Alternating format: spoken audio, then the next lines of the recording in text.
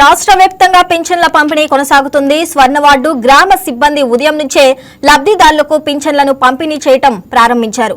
పల్నాడు జిల్లా పిడుగురాళ్లలోని టీడీపీ కార్యాలయంలో గురజాల ఎమ్మెల్యే ఎరపతినేని శ్రీనివాసరావు పలువురికి పింఛన్లను అందించారు.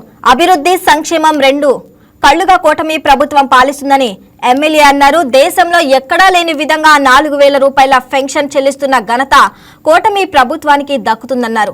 పేదల పట్ల కూటమి ప్రభుత్వానికి ఉన్న చిత్తశుద్ధికి ఇదొక నిదర్శనమన్నారు ఎమ్మెల్యే ఎరపతినేని శ్రీనివాసరావు.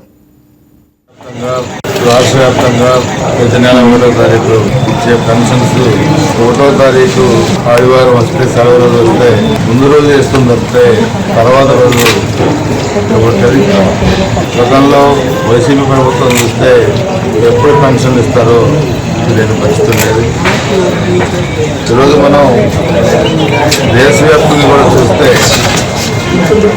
ఆంధ్రప్రదేశ్ ప్రభుత్వం పెన్షన్లో చాలా ఎక్కువ మొత్తం కూడా ప్రతి నెల దాదాపు 3,000 పైగా కోట్లు ప్రతి నెల ఇస్తా ఉన్నాం. మన అసెంబ్లీలో ఇచ్చారు. దేశంలో ఏ రాష్ట్రంలో పెన్షన్ ఎలా ఇస్తున్నారని చూస్తే ఆర్థికంగా బలమైన రాష్ట్రాలు మహారాష్ట్ర కానీ లేకపోతే గుజరాత్ కానీ లేకపోతే కర్ణాటక కానీ ఇవన్నీ చూస్తే మహారాష్ట్రలో 1,000 రూపాయలు ఉంది, గుజరాత్లో 500 రూపాయలు ఉంది, కర్ణాటకలో 1,000 రూపాయలు ఉంది.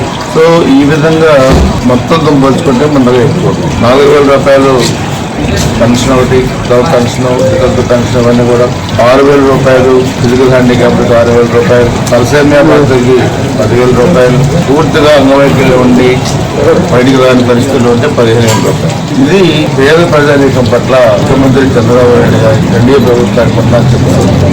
రేపు 1వ తారీఖు ఆదివారం ఈరోజు అలాంటి సందర్భాలు ఎన్నో ఉన్నాయి. అదేవిధంగా ఎన్నికల మేనిఫెస్టోలో పెట్టిన ప్రతి అంశాన్ని కూడా అమలు చేసే దాంట్లో 1924 మధ్య జరిగిన ఆర్థిక వ్యవస్థ పతనావస్థ తీసుకెళ్ళినా గత వైసీపీ ప్రభుత్వం తనకున్న అపారమైన అనుభవంతో ముఖ్యమంత్రిగా చంద్రబాబు నాయుడు గారు ఈరోజు ట్రాక్లో తీసుకొస్తున్నారు. ఆర్థిక వ్యవస్థ అభివృద్ధి కార్యక్రమాలు, సంక్షేమ కార్యక్రమాలు, పెన్షన్లు, ఒక్కొక్క పోలవరం ప్రాజెక్టులు, నియోజకవర్గానికి నిధులు, ఇవన్నీ కూడా.